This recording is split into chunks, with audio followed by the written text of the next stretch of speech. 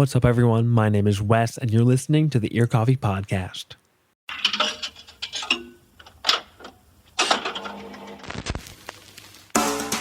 Today's episode has a unique history. Last year, we recorded an interview with Minneapolis multi-instrumentalist, songwriter, and wizard Anita Velveeta about the album she'd been working on. That album never came out, but two others did. We welcomed Anita back for the fifth time, fourth if you're counting episodes you can actually listen to, the fifth time to talk about those albums. Without any further ado, here's our interview with Anita Velveeta on the Ear Coffee Podcast.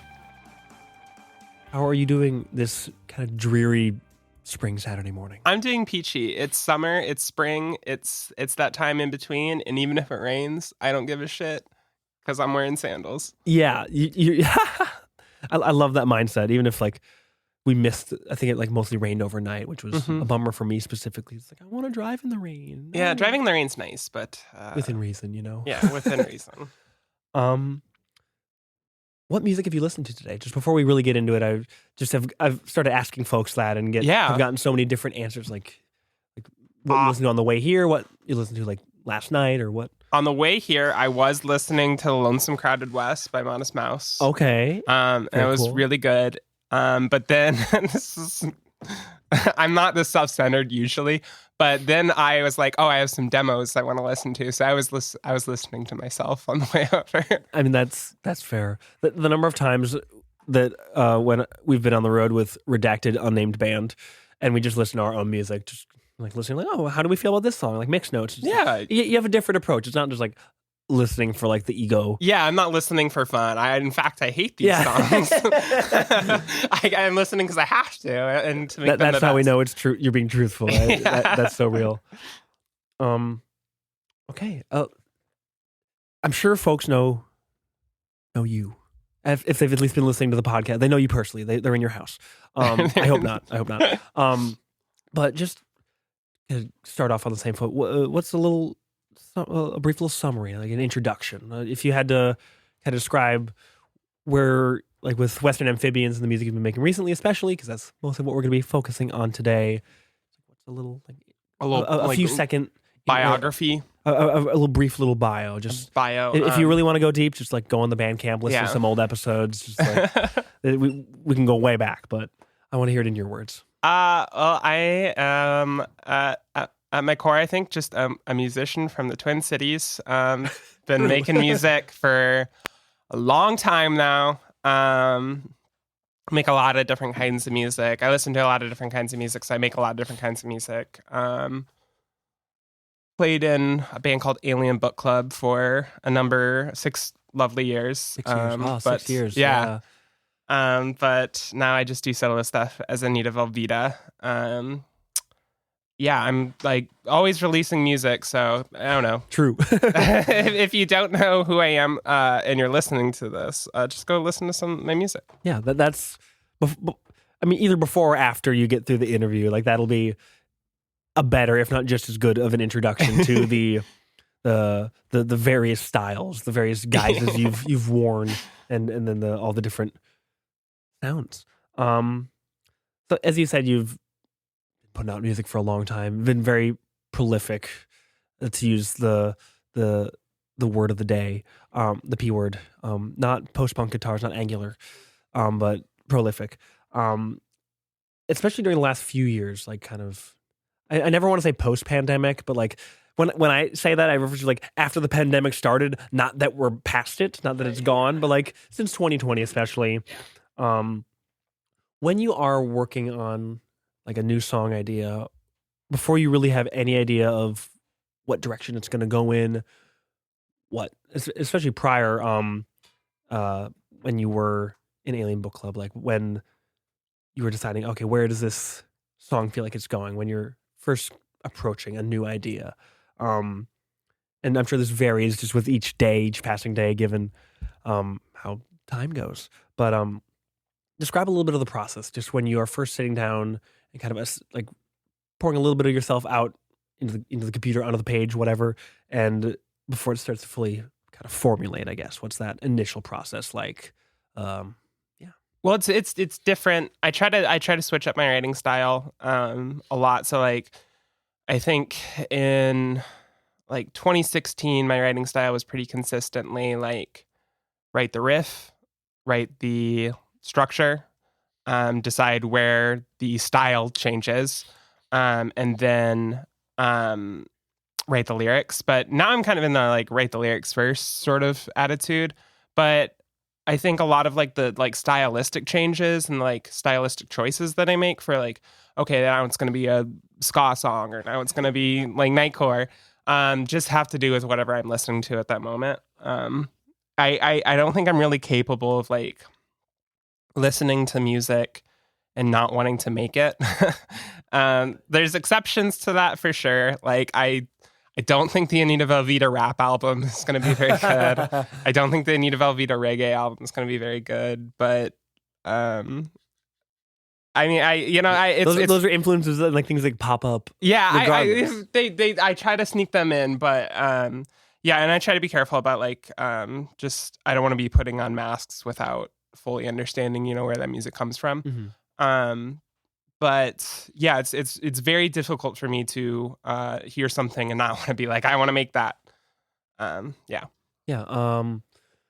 When you are kind of past that initial point, especially now where you're just kind of like filtering a lot of what's in your ears, just in what's in your head to some form of a song, to lyrics and music.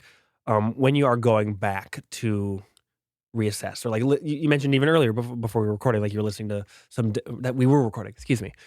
You're listening to some demos this morning. You're listening to like when you do revisit these things and have such a lovely time doing it, obviously. What are you looking for typically? I think I'm sure it'll vary depending on where you're at in the process and how long you've spent with the song. But typically, what are you looking for when you are revisiting those seeds of ideas, those demos, those sketches? Yeah, I really try to think about the arrangement in my head, like, so I'll have, like, for the demos that I'm working on right now, it's just vocals, guitar, and drums. And so I'm thinking about, like, the lead parts and the bass parts, and I'm also thinking about, like, different production parts. So kind of in my head, I'll get to, like, the second verse and be like, I want it to be, like, ska influenced.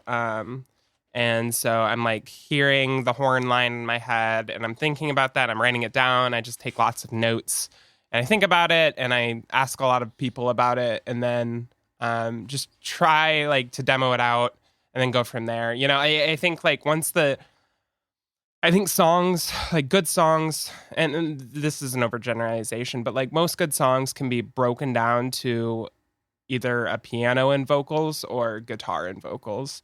And then you can build it up to anything that might not even have the original instrument you had. So like that's kind of what I'm thinking about when I'm listening to demos is like what arrangement do I want? Mm-hmm. Yeah, where will this go? Right. What direction is this song kind of tugging you in? Right. How far can I push the Yeah, yeah. What Absolutely. can I get away with? What can I get away with? That's I think more artists are just that's a good thing to like. Within reason, you're like, what can we, how far can we push this? What can we get away with? And like, get to that point and then reassess from there, maybe. Right. But like, yeah, just going in those wild directions. We'll kind of do a little bit of a run over of some of the more recent stuff that you've released since 2020, because I obviously want to get to Western Amphibians and the Nightcore album and more recent stuff, because you had the album in December of 2020, What Do Dogs See When They See a Flashback, all the SoundCloud stuff, just this kind of keeping the same idea of just like varied sound, just a lot of different stuff coming out fairly consistently, if not very consistently, and staying engaged with this kind of constant creative process. But I do specifically want to just stop a little bit on Motherhood of St. Monica, since that was the first Kitchen Knife Blood Pact release. Go back and listen to that episode if you want to know what that is. But it was the cassette label and label in general that you and a bunch of other folks were running and maybe are. I don't really. It's been a minute, but we don't have to get into that. But like for a time, all I'll say on Kitchen Knife Blood Pact is that when you try a lot of different things, not everything is going to be a success in your life, and you're going to find out some things that you don't like doing. But running a label is not fun. Yeah, but yeah, it was a fun time where we were releasing like projects every week and stuff, but yeah, I have no desire to ever do that again. But I wouldn't have known that until I tried it. Yeah. So it's worth trying. But So it's right. Like if you want to live the tape label life, then you can. Mhm. I take my opinions on it with a grain of salt, because all I did was interview y'all about it and end up with a bunch more cassettes. So I really won. All the fans. But since that was, it feels like that was a transitional kind of period with Kitchen Knife Blood Pact, with Alien Book Club, leading up to your album that came out more recently with that. What was a little bit of the timeline for that project, and kind of how is that connected with the stuff you'd been making before, and even what you've been working on this year or more recently? Motherhood? For Motherhood, yeah, Okay. yeah. Like, what's kind of has been the through line in your perspective now that it's been a few years since that record's been out? Motherhood is a weird album. I won't be shy about this. It's my least favorite album of mine, including Alien Book Club stuff. Okay. Like the SoundCloud mixes or anything, or like, I would more rather like formal studio releases? No, I'd rather listen to those like video game tracks. Honestly, because I know a lot of people like it. Like a lot of people like have messaged me and been like, "That's my favorite album of yours," and I'm like, "Oh, that's strange." Yeah. But Thanks, but that's peculiar. yeah. So I guess with that album, it was 2020. I had just heard 1000 Gex for the first time. Absolutely blew my mind. And I had gotten a synthesizer and used that for a lot of the like video game stuff I was doing, and the album I did before that. And I was like, okay, I want to really try to get like a high production, of this kind of sound. And I think that's probably why I don't like the album, and why other people probably do, is because they don't look at it like I wanted it to be something else, and it didn't end up being that. But what it ended up being, I guess, is appealing to some people. But yeah, I think the mix is whack. I think the lyrics are a little too melodramatic, and I was still kind of figuring out how to work with synthesizers and electronic music in general. So to me, it's not my best work. But if you like that album, cool. Thank you. It was an essential part of the growing process. Right. It's what got us here. It's like whenever you talk to artists or bands, like almost no one's like, yeah, I listen to our early stuff the most. Like yeah. even if other like they're like it's strange and surreal, if not very validating in an odd way, when like people are connecting with that kind of stuff, and I don't know what that would feel like, but it's like you're like, oh, you like that? Yeah. I mean, thank you. That's very nice of you to say, but like, have you heard anything else? Like, I have other music, Yeah. Take one of it's these way albums, better. please. Take this. We do like a little tape swap. Yeah, that takes us to Honky Tonk Hentai, which the erstwhile unreleased. Yeah. That was what led us to have our last conversation, the long lost episode. Right. And a couple of a couple of singles came out, like T for Teen, 4am Fog. Yep. Obviously, are great songs. Those are still out there. And some of the other songs were reworked and have ended up on Western Amphibians. And just those songs have been in your head, in your world for a while now. How did that project end up kind of getting piecemeal, divided apart? And what was that process like when you're kind of conceptualizing that record, and then ended up going similar, but I'd say still a very distinctly different direction with Western Amphibians and the other stuff you've put out more recently? That was just a really weird part of my life, I guess. I was working on Honky Tonk Hentai. Just how many times can we say hentai on the podcast? I mean, that's hentai. It got to be a new record. But I was working on the album, and I pretty much finished it. I mean, I sent y'all a finished version. Yeah. Still haven't. I was about that time. I was kind of at like the peak of my people can't see the quotations, but blowing up on TikTok. But so it was a weird time in my life where I was getting a lot of like fast exposure. And I was, I'd been talking to some kind of music industry people about doing something, and entering the world of being like a mid-level artist and on like the label circuit and stuff. Mm-hmm. And I just really wasn't into that, and so it kind of killed like the anticipation I had for like the album. And then I started kind of overthinking some of the album. And so I kind of just ended up scrapping it and taking parts that I did like and putting them elsewhere. And I listened to it like the other day because I'm trying to release a compilation of some like B-sides and unreleased stuff. And so I think I am going to release some of those tracks, but some of those other tracks I just don't think, other than like the handful of the people I sent it to, are ever going to really hear. So like yeah, it's just an interesting time where like my life was kind of at a crossroads, and I'm glad I didn't go that direction and put all my put all this energy into that album, because I don't think that album was like really ready to go. And like so yeah, I think I made the right move, but yeah, time will tell, I guess. Yeah. Yeah, I mean, it's easy to, beyond just the fact that it's all songs written by you, there's obviously light of that, but even beyond just the songs that are on both, that were on Honky Tonk Hentai and are on Western Amphibians, like you could see, okay, feels like a more like fully like fleshed out. Like you feel like you were able to spend the time that you wanted with Western Amphibians and some of the more recent stuff, whether that's, again, same songs or new songs. So that's, yeah, interesting. But beware of labels. Yeah, no. Just everybody out there. Yeah, like, no. Beware the music industry. It's not good. If there's one thing, like it allows you to go see your Taylor Swift Eras show or whatever, but like generally labels, music industry, it's a little messy. It's so it's crazy how messed up it is. Like I mean, there are so many bands that I know that have finished albums that they're like 3 years finished that they still can't release because their label isn't ready for them to release it.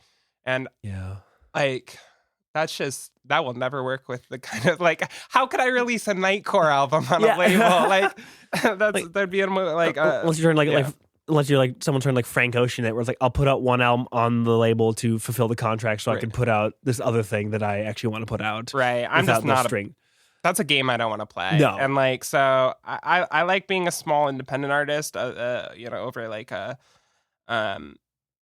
mid-level in the business artist. And yeah. Hot take, you actually make more money as a smaller independent artist. There's not even a hot take. It's not, that's pretty factual. It's like there's less places or fewer places for the money to go that aren't like you or your immediate collaborators, or like the people that arguably in a more like work time spent working equals time like work paid for. Right. Like, yeah, you're actually getting compensated for the things that you are doing instead of like, oh well, I have to pay this person, they're doing their jobs too, like within reason, but like it's all about the money. Yeah, obviously. Bands need to seize the modes of production of their own music. Yes. Just unironically, hell yes. Yes, absolutely. There was kind of like the segue release in between that album's period of gestation and where we'll be landing at with Western Amphibians, and now that's what I call Nightcore, because you had the Biblically Accurate Fursona EP, another word that might be a first time on the podcast. I don't know how likely it is that we've talked about Fursonas before, but it does have some older songs like Incel Rock and Senpai, and then some newer songs, so it's a little bit mixture of that. Plus it has around that same time, There's Nothing Without You, which has become like a live favorite. The few times I've seen you, and the kids on the internet seem to enjoy that song. I don't know why. I like that song too. It's a fine song. Yeah. But I don't know why it blew up more than other songs. Yeah, like I didn't when I have seen you perform, it's like you never expect to see like just a bunch of kids like start singing along to like one of the songs more than the others. It's sing-alongable. Yeah, Nothing Without You repeated 4 times is very easy to sing. It's got that sticky chorus. Yeah. But with that kind of interim between earlier 2022 and now 2023, what was the mindset? Kind of, I want to put out an EP. Let's just put out something. Kind of maintaining that sense of just constant creativity and constantly releasing new stuff, or at least music that is new to the listener, even if it's not as new to you and you've been working on it for a while. To talk a little bit about that EP and that kind of end of the summer around that time. Yeah, I had a bunch of singles. So like Honky Tonk Hentai was like, as an album, was kind of dead to me. And then I had what I was calling as AV5, which was just a way for me to like a working title for like 10 or so songs. Yeah. And AVV. Yeah, AVV Av. So I had those songs, but I didn't like them as like an album. So I was just releasing singles, just so I could have something out and like. And then I was like, I want to release an EP, and I did the EP art for Biblically Accurate Persona.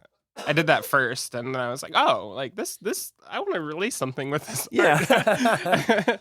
And so I gathered up some songs that I felt kind of went together or didn't go together in a way, and released that. And so which just kind of left these like loose singles, but that's why I'm kind of trying to release a compilation I don't like having loose singles. Maybe it's a little like perfectionist thing, but like I look at the loose singles on Spotify and I'm like, you don't belong anywhere. You need a home. Yeah.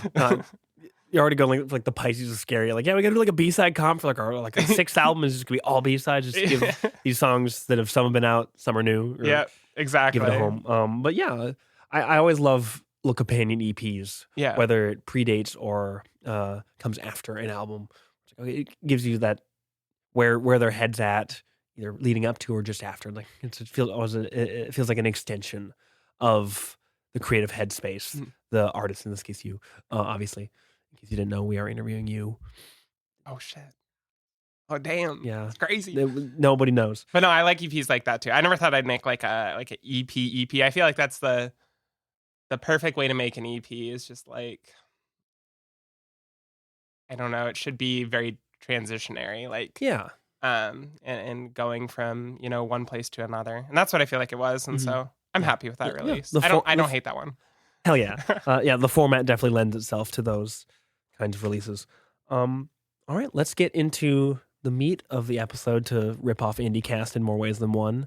Western Amphibians, that is your most recent full length. Came out in March as of recording. It did. It just did. It will come out April next month. Yeah. This album, I think, in a way that I don't say previous releases haven't, but it really does feel like it is a culmination. It shows the full dynamic range of where you've been at, where your musical interests have been getting tossed and turned and pushed and pulled. And it's, if you haven't listened to it, I don't know why you're listening to this. We kind of already touched on that, but like probably just like pause this and just check out the album or maybe finish the episode, but definitely give it a listen because listening to the songs and actually hearing what we're talking about will be an infinitely better indication or illustration of all these different ideas than me being like, well, it's this kind of genre, but it's also this kind of genre. And words are futile devices in this case. We kind of touched on this with some of the stuff that ended up on the album from Honky Tonk Hentai, but when this album started taking shape, what was kind of your headspace like? What were you thinking? Where were you like kind of not post label, but you're like, I kind of realized this is not where I want to go, but I still want to keep on making music, still obviously going to keep on being an artist. What was that initial kind of shaping process like for this album? And looking at the songs that would end up on the track list. So I wanted to make something that kind of encapsulated me and my musical endeavors through 2021 and 2022, really 2022. From, like DJing and electronic music to country to emo music and guitar-based music and stuff. And so I was like, I want to capture all of this. And so I demoed like 27 tracks. And then just started like narrowing it down and picking only the essentials that I thought would go on the album. And so I just really wanted to make something that sounded like me that year. And so it's chaotic. It's all over the place. it really, you know, some of those songs just don't go together, but that's kind of the point, you know, that, you know, if you look at like my playlists on Spotify and stuff that like I've made for listening, it'll be a Willie Nelson song, and then it'll be a Sophie song, and then it'll be a Modest Mouse song, and you know, I'm into all of it. You know, it's just I wanted to make something that does all of it, even if it doesn't quite fit together. Yeah, yeah. It without like, I know we're in an era where often large marquee artists are like, this isn't an album, it's a playlist for life. Like shut up, Drake. Get out of here. Like, and just as like an excuse for, or like a justification for, oh, there's gonna be a lot of different sounds on this album. Like that's kind of like, I feel like that's a cop out, and at least like, and just more marketing than anything else. Even if it does feel like, not like a playlist, but it's like it is reflecting kind of what a playlist would look like if you were to sit down and just open your Spotify, like you were saying. Right. Like, yeah. There's, I think that's a interesting translation, just kind of like your listening habits to the listening habits of people that are checking out the album. Right. How did some of the more, I guess, more introspective, the more emotional themes develop? Like, regardless, kind of stepping aside from the ping-ponging of genres that each within even an individual song you might encounter. When did you start kind of connecting with the heart of the record as a songwriter, as a musician, beyond just like I want to make this sound like a reflection of 2022 for the most part, like of where I'm at? Well, I think when I get into like the more introspective lyrics on the album, it's a breakup album. Like it's a, you know, a breakup album for, you know, a relationship that I had for a long time, and then that breakup, and then I got into another relationship, and then that relationship ended up as a breakup. So I had 2 sets of breakup songs to go through because I am incapable of a good relationship. No, I'll get there one day. But you know, it's just kind of that sort of just. I mean, everyone's been through a breakup. Yeah. You know what it's like. And so that's where a lot of I think the introspective songs come from. Like I did an interview with the Current not that long ago, and Okay, fuck off. Come on. No, it's relevant. It's relevant. I'm not just name dropping shit. It's relevant. So I did an interview, and they were like, I saw on your story like a couple weeks ago that you were writing your lyrics and you realized that all your lyrics are either sad, horny, or angry at capitalism. And I'm like, why not? Okay, no Los Tres. So I was like, oh yeah, you're totally right. And then, I'm like, yeah, that's all I write about. And then they were asking me like, what are some of like the angry capitalism lyrics on Western Amphibians? And it made me realize there aren't a whole lot. It's just mostly those first 2. Yeah. So like, yeah. I mean, I don't remember the name. It might like maybe Starbucks is in the title, but I know like as a barista, I've seen and listened to the song or seen it performed, like where you're just like the bitterness of like waking up at 5 a.m. to go be a coffee wage worker and just be like, just the emptiness that comes with that. Yeah. So it kind of seeps in between the cracks, I guess. In like, I don't think it's like you can't remove that inspiration, but I agree with that assessment that this album definitely dwells on the first 2, dwells on more of those emotional topics, versus like let's burn it all down. Well, yeah, then the next album album we shouldn't burn it all down, but like yeah, but yeah, sometimes you're going through and you don't want to burn it all down right away, right? Yeah. How do you find a balance between like, and maybe this is just based on how I listen to music, since especially listening to Western Amphibians and other albums by yours, the music is what I connect with first. And that's just kind of typically how my brain hears things. And then, especially if I know, okay, I want to make sure to spend time with the lyrics for this.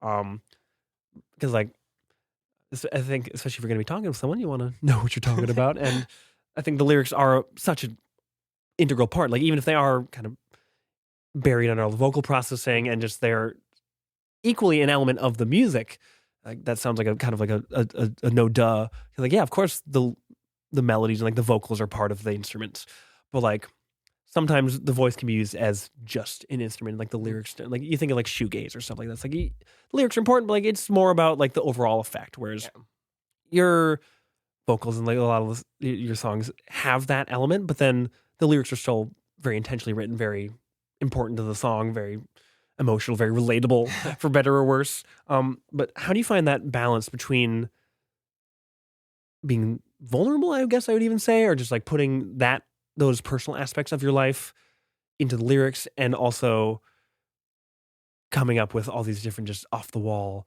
ideas? Like where do you find like the balance in those two things? Because both those things are contained within the songs and within the album, and they'll kind of have a different spot on the spectrum on each track. But what was that balance? How did that kind of come around? Well, it's difficult. I don't think I'm doing it. I'm struggling with it. Because part of me, wants to say, and I think it's good to say stuff. I think the most like touching songs that are vulnerable are songs that cover subjects that you wouldn't really talk about. And so I think a lot of moments in my life have been like, I'll write the song before I admit it to myself, Oh yeah. So like trying to like capture that, and I think I shy away from it, with like the production a lot of the time. Like there's I put the vocal effect on my voice, mostly because of dysphoria. That I don't like to hear the voice that I have, but I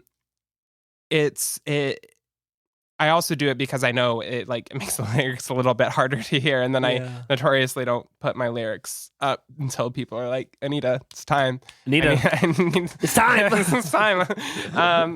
But so it's something that I'm like working on. It's nuanced and process. But yeah, the next album that I'm working on, after the comp that I'm going in to record next month, is going to use little to no vocal processing. I mean, obviously like compression, EQ, stuff like normal stuff, but don't expect like the pitch shifting. The pitch shift. Yeah, I'm probably going to use that very, very, very minimal on the next album. So, yeah, I it should be interesting. People will be able to hear the lyrics a lot better.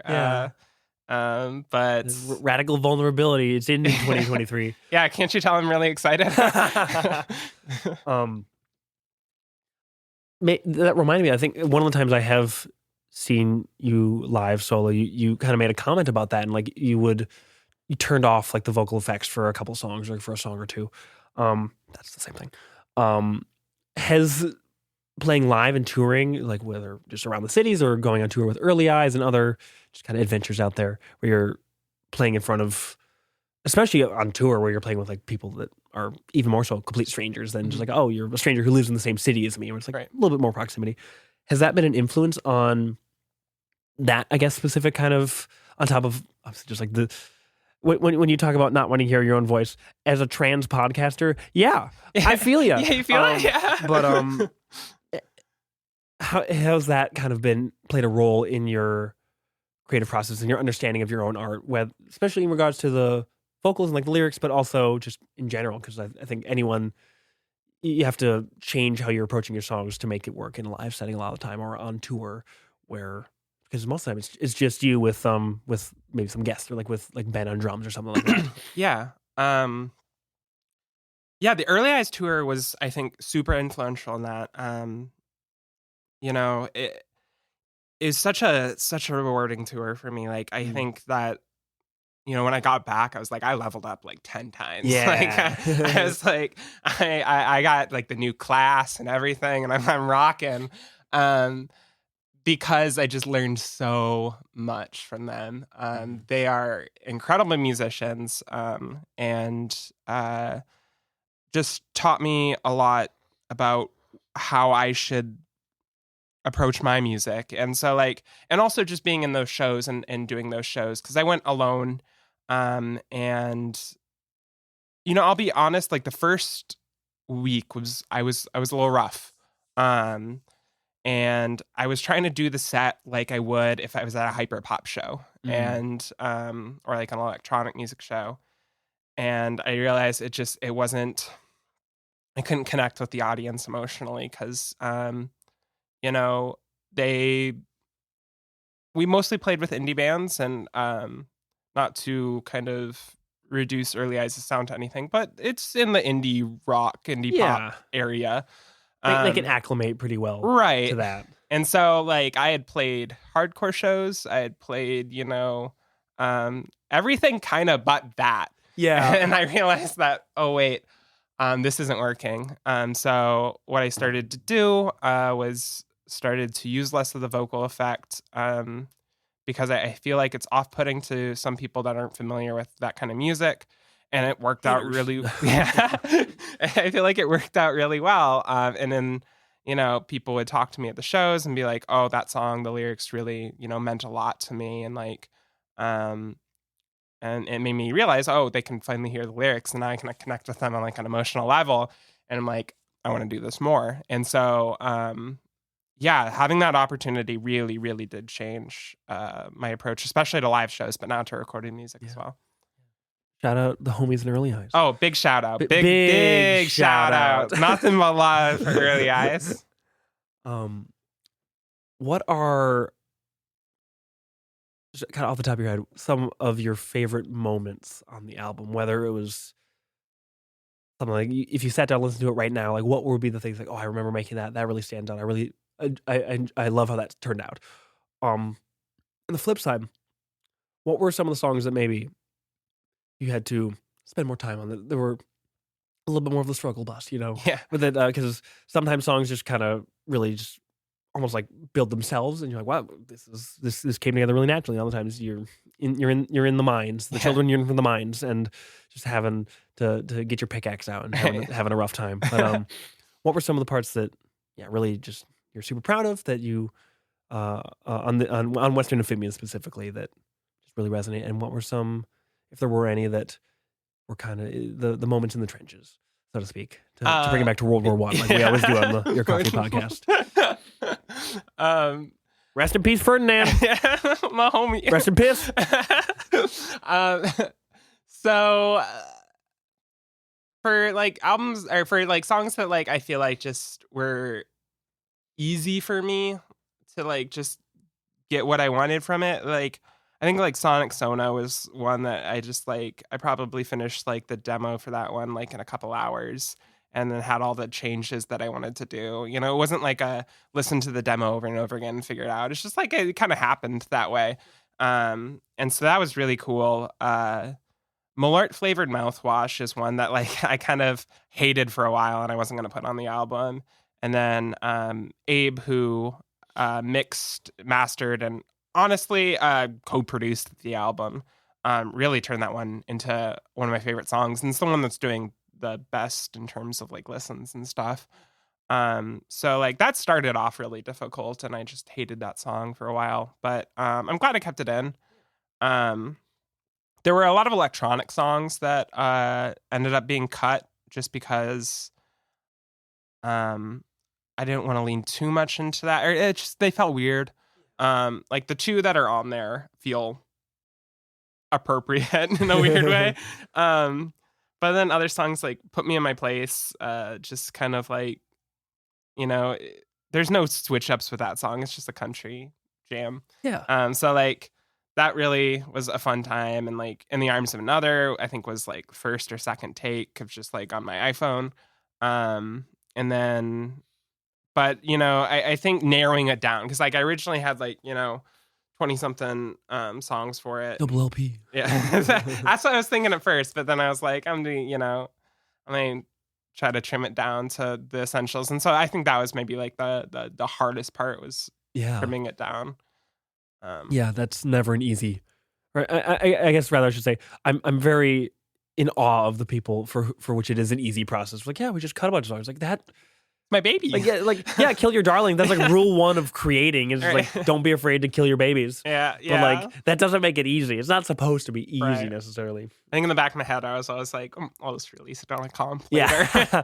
you kind of have like your little flag. It's like, well, I still have the song. And Yeah, it's going to be I there. put out enough music that I can just get away with this. Right. You've built yourself, not the opposite of building yourself into a corner. You've built yourself out of a corner. You're like, it has a way to get out there. Right. You're not sitting there on your album that you finished 3 years ago waiting for the label to be like, yeah. I would be so We can put it pissed. Not even just because of like physical and like vinyl. It's like they just make you sit on it and you're like, well. Yeah, I just don't get that. I just Spotify came out and said that like the best release schedule is 6 to 8 weeks apart. And so like for like releases and stuff. And so like labels that wait 3 years are just like dooming their bands, and it just makes no sense. It's residual from the way things were for decades and decades and decades. And say what you will about streaming, it kind of came in and started nay-naying on everybody. Right. And people that don't adapt to that are, not doing themselves any favors. Gonna be harder. Yeah. Obviously, you've collaborated with a lot of different folks over the years in this Alien Book Club. Like, I think, did you max out at 7 people as well? There was like a week where we had 8. Okay, I was like, I would not be surprised if y'all made it past like 8 or beat out the number for redacted indie band. But a lot of the folks that you collaborated with, like this album specifically, in a way that Honky Tonk Hentai was as well, it's just like it is very collaborative, even if it is still like your solo project, it's your songs. With some of the people you were in the band with, some friends from Rebecca, playing with the Early Eyes folks live, and then like you said, just working with Abe, the savior of Minneapolis. Yeah, no, the savior of Cannon Falls, with a with co-production and lending so much of their ear to that kind of like the back end process. What was that like for you? Just like, because it'd be I'd imagine it'd be such a different process from we're all in the same band together. Let's make this song happen. We're just like, this is my song. I wrote it, but I want you're like my friends who I appreciate, like talented musicians. Like, what can we add? Like, what has that distinction been like? What was that experience like when fleshing out these songs and a lot of the extra sonic colors? Sorry. Sonic references. Yeah. So that's like my favorite part of the process is just getting to work with people. Like I don't think I'm a really great like musician when it comes down to like playing the instruments. It's just not like where I've put my skill points. Everything's a video game in D&D. Yeah. And so as if we expected anything different from this interview. So like that's just not, I've never been good at like just sitting down and practicing. If I pick up the guitar, I'm writing something. So working with musicians who are just extremely talented at what they do, like all the members from the Alien Book Club that are on the album and the people from Rebecca and Early Eyes, it's this like great moment for me where I get to say like, here's my song, make it better. And they do every single time. And I get to have like a, oh no, I went to go in this direction, or make it be like a biddly, stuff like that.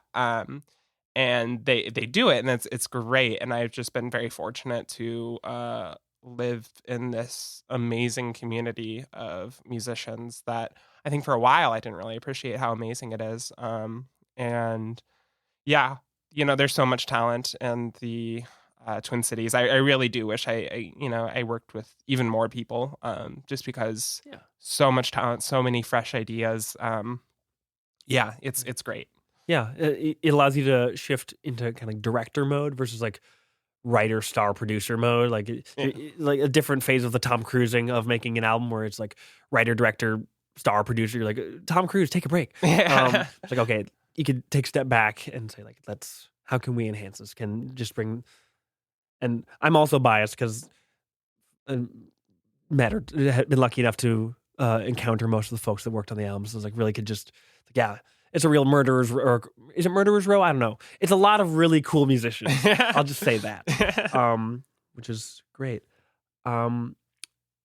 That brings us to your at the time technically most recent release. Now that's what I call Nightcore, which is not, I don't want to say like a left turn because that's maybe got a negative connotation, but it's definitely different. It's from Western taking the Amphibian. car off the road down Yeah, a huge but like in like a Thelma and Louise way, but like a kind of like fun way. Like, Yeah. you're like, yeah, we're free falling. It's great. Talk a little bit about that because like I was listening to it and it reminds me a lot of Girl Talk. Yeah, I love Girl Talk. Which was like taking me back to high school, albeit obviously like in a Nightcore-ish fashion, where it's like the first thing you hear is like pitched up Ben Gibbard, and you're like, oh, what am I listening to? Yeah. And then just all the like the My Chem, like Kanye ends up on there. So many different. Just in like the first like 4 or 5 songs, just it really packs so much in there, albeit in like the songs that you put in there versus like the different musical ideas that you would get from listening to a song that you wrote or like a song on Western Amphibians. Yeah. But yeah, take a second to kind of fill us in on what was that like? What was like satisfying that corner of your brain, scratching the itch to make more just wacky, off the wall electronic music and kind of that freedom that comes with something so proudly anti copyright. Yeah, it's very anti-copyright. It started as a coping mechanism. So like I was at Some people have drugs, some people have Nightcore. One's healthier than the other. It's not Nightcore. No, okay. So I was at a Thanksgiving with my family, and any trans person will know that Thanksgiving with the family is not fun sometimes. So I just kind of like, instead of, my mom started getting into like political stuff, and I was like, you know what, Mom, you just do your thing. I'm gonna go downstairs. I'm gonna work on some music. And so I started. I got "How You Remind Me" by Nickelback and put a breakcore beat over it, and I was like, "This kind of smacks." And then I put it up on Twitter, and some people are like, "Oh, this is so good." And I remember I was working at Starbucks at the time, and I would play it over the speakers at Starbucks, and I almost got fired for that because some people complained. So it started like that, and then I just kind of got obsessed with it. And remix music is so interesting because it takes a song and then reinterprets it to fit a new audience. And so like that's really what at its core what Nightcore was. It's like taking music that really wasn't intended for a trans audience and making it for trans people. That's why so many trans people are into Nightcore, and then post Nightcore, which I would say is like hyperpop and stuff. Just even talking about Nightcore just like takes me back to like the mid-aughts, which is like of finding like all that kind of music on the internet, and like well before hyperpop was ever a word anybody conceptualized. Right. It really is like proto hyperpop. Yeah. I agree with that. That's a great assessment. Which is really cool. And so it's like I was just kind of reinterpreting, songs that I love. I think it's like an album that shows my age more than it's so funny because like someone was talking about it and they're like, oh, it's this is the Gen Z music. And I was like, how old do you think I am? Like all these songs, I remember these songs coming out. Yeah. You were like 4. Yeah, you didn't know what music fully was yet because your brain wasn't there. Right. So like, it's really fun, and I'm glad that I can take these songs that were really part of my generation and adapt them for a generation that is younger than me. And I'm glad they like them. I don't really know why. It's one of those things like I know why I like it. I don't know why the kids like it, but like net positive. Yeah, I'm not gonna claim to understand Gen Z, but I love Gen Z, and I appreciate the love they give for me. Yeah, if you really want to give your head a spin, follow up Western Amphibians immediately with "No, That's What I Call Nightcore." Do you have any, besides like maybe like just tossing a song in, like, or like depending on what your live setup looks like going forward, do you have any desire to like pursue, maybe not necessarily taking these songs live, but like kind of going and spending more time down like that DJ, like with electronic, and especially in a live context? which will just inherently be so much different from just when one of us could, like, someone could go see you play a show at, like, the Entry or like at a house or like Right. where or on tour or wherever, where it's you're front and center. It's like it isn't like the DJ where you're just like, Yeah. it's like, oh, they hit a button. Whoop. Like where's your kind of head at with that? I mean, I'd love to be. I think that it is a performable album because I have Yeah. like everything in clips that I can kind of adapt how long I want like a part to go on Yeah. and really fuck with it. But it's not DJable. So like, yeah. because like the whole point of the DJ is to make mixes on the spot. And it's, it's got like 4 things being mixed at once. So I Yeah. can't really mix it with anything else. So when I have DJ'd and played the Nightcore tracks, I just let them play. And I like Honestly, twist the knob a little bit. But like, yeah. you really can't do much to it because it's so over the top. Yeah. But I really love like the electronic music scene and DJing. It's just, it's so new to me. So I'm still getting into it. Yeah. But I got a couple of DJ shows this summer. But yeah, I would like to like perform the Nightcore album. I think I could take it from, the 30 minutes that it is and extend it to an hour if it was like in a live setting. Yeah. Yeah. You can't take that for granted. Like, yeah, like a DJ set in like within the context of electronic. It's like, yeah, 60 minutes is not that. That's pretty average. Whereas like you're showing up for like the indie show and you're like 30 minutes.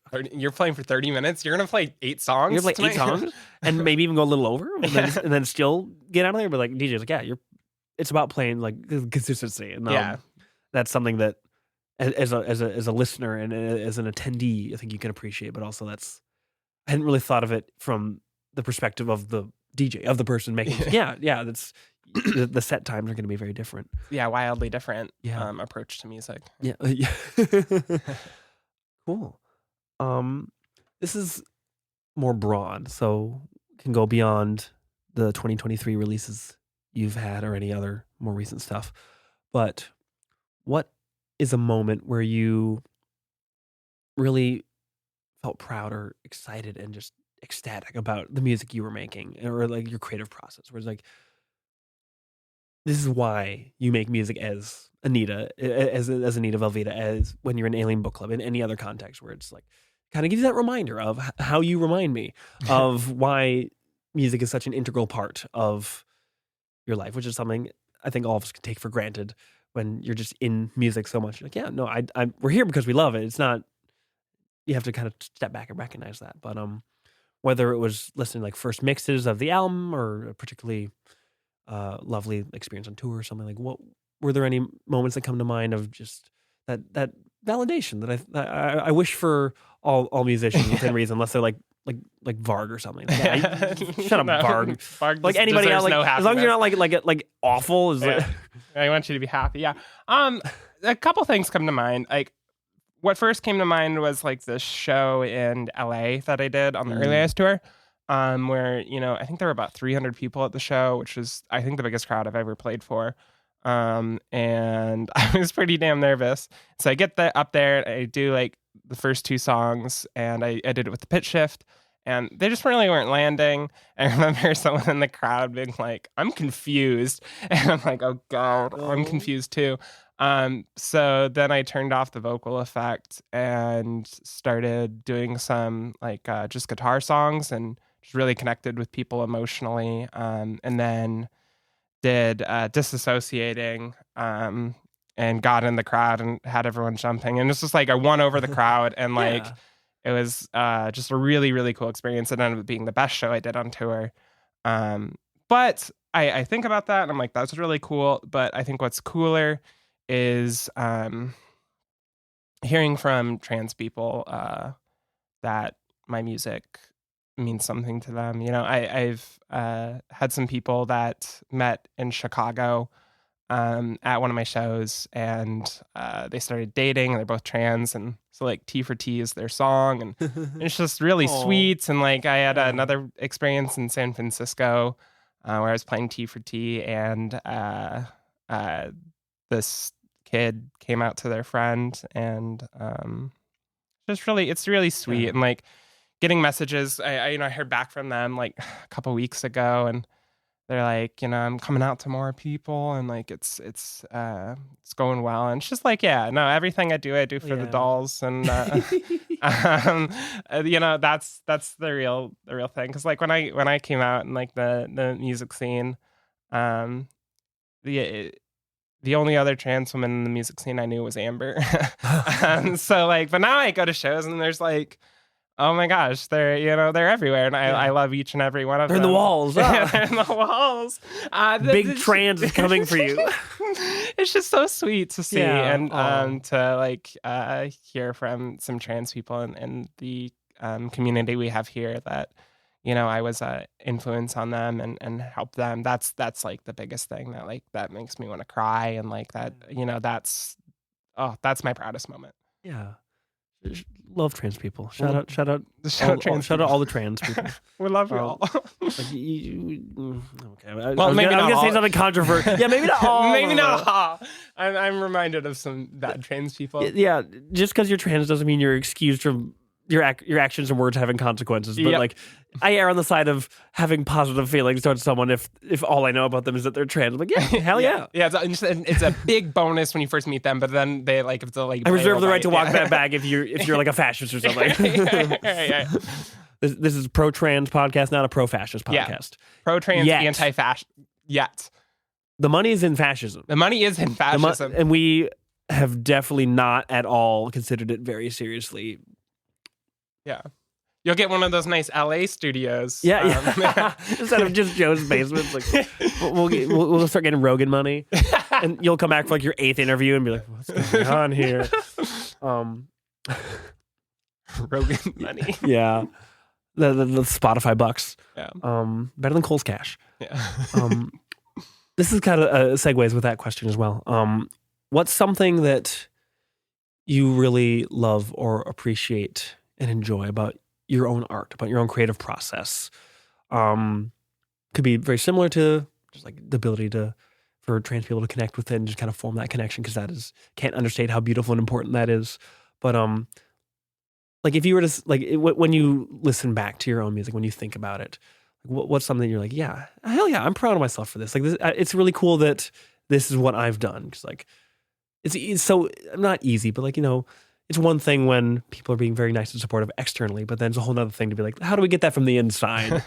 I think, obviously, like there's a lot of answers there. Like I'm very proud of, the connections I can have with people through my music. I'm very proud of working with so many great individuals. But I think that if I had to pick one, I'm most proud that even if I don't think it's a good album like Motherhood or something, I can always say that it's me. Yeah. I don't think I've ever made music that doesn't sound like my experience. So I've never made like a song that I'm like, that was a cash in or something. Yeah. Um We're gonna sell it to the right wing. You're gonna start selling out to just like making like sellout songs.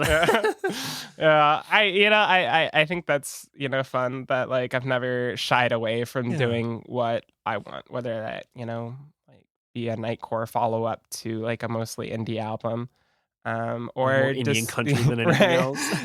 Deciding that like I want to pitch up my voice even though I know a lot of people don't like it, or that I want to not pitch up my voice even though a lot of people are used to it. Yeah. And so I guess I'm proud that I've always just trusted my gut when it comes to music. Yeah. I want to validate that. Like having listened to so much of your music over the years, like it really is one of the most like just projects that you're involved in, not to diminish the contributions of all the other folks that you've worked with and that are parts of different bands or creative teams. But it's such an individual like catalog where it's like the through line has really just been your voice. And like I could tell that like Anita was involved in this, or this is Anita's project. It's like that is really, no matter what the song sounds like, no matter what the name on the Spotify link or like on the Bandcamp link is, if you're involved, it's like that has been a really beautiful through line. Oh, thank you so much. Yeah. So as we're wrapping up here, Western Amphibians. It's came out in March. It is available everywhere. Buy it on Bandcamp. Any physicals or any other ways that people can support you directly with either that or now that's what I call Nightcore. Besides just Tapes for both those albums will be done very soon. Ooh, for the Nightcore too. Okay, for Nightcore too. And then I think I can talk about this now. It's pretty much set in stone. I'm gonna have vinyl for Western Amphibians. This summer. Oh, that's huge. So yeah, I'm super excited about that. It's like this Japanese record manufacturer reached out to me because they really liked the album. It's kind of strange. I had like a Zoom call with them and we talked about it. And so yeah, we're they're gonna do a press thing. And so they'll come with like the Obi strip. They got the Obi. Yeah, they're gonna be sick. I cannot wait for these vinyl to be done. Love a good Obi strip. Yeah, it's gonna be great. Yeah. Yeah. Where can people find you online to stay in touch? Like Bandcamp, obviously. Bandcamp. I don't always. I'm not. What are your pluggables? I'm not good at always uploading my music to Bandcamp, so I like Bandcamp. I'm just biased towards like, not that Bandcamp's infallible, but just I always end up there. So yeah, no, Bandcamp's great. I will have those new albums. Solidarity with the union, though. Yeah, but Spotify and stuff like that is probably best. I'm not. I have a TikTok, but I'm not on that a whole lot these days. So Instagram is like the best place for like shows and stuff. Twitter, I do a lot of shit posting. So if you're into that, it's Twitter in 2023. It's Musk Twitter. Like nobody knows what's going on. It's anymore. Bad. It's really bad. Cool. As you may recall, as just someone who can't stay away from the microphone, you just keep on ending up on the show, and we're very happy to have you. What are some local artists, or just especially maybe bands that you came across on tour, or that you know that are from across the country or elsewhere that are underappreciated? You want to just shout out, like spread some love, the little local music or underground music shout out corner. I may stick to local music. I'm in such a I love Minnesota mood. Like I was planning on. We're not lacking from Minnesota. I was planning on moving for a while, and then I toured the country and realized that Minnesota and Minneapolis is like amazing. Yeah. So I'm gonna stick to just locals. Okay. Not that there aren't bands around the country I love. Obviously Early Eyes, Big Love, Fend, which is Big Love. Redacted indie band. Hey. You're off the knife. A lot of these newer bands that are coming out are super cool. Like Cannabis Kiss, Barnacle, Mystery Meat, 12th House Sun. Yeah. Are all just incredible. And a lot of just shoegaze revival. Grandma is always going to have a super special place in my heart. Same with Bugsy. I think this would be a shorter list if I talked about the bands in the local scene I didn't like. Yeah, but we're not going to do that. Yeah, that's for the real off mic hours. Yeah, but also a lot of Alien Book Club's members have their own projects. I think every single one of them is in another project. So Meek and Amber in a group called Shoddy Ensemble. That's really cool jazz. Right. Allison just started a band where she's playing bass called The Elitist. I think they've done a couple shows. I haven't gotten a chance to see them yet, but I'm sure it's great. Ben, who plays drums in Anita Velveeta, Sockot Massacre, and they released an album not that long ago under the name Snile, and that's really good, like punk stuff. And then Thomas is working on some music, and Lobster Planet, and Andrea's got a new band called Spitwad. I don't think they've played any shows yet, but like I just shout out to all of them because it's cool to see them all doing their own thing. Yeah.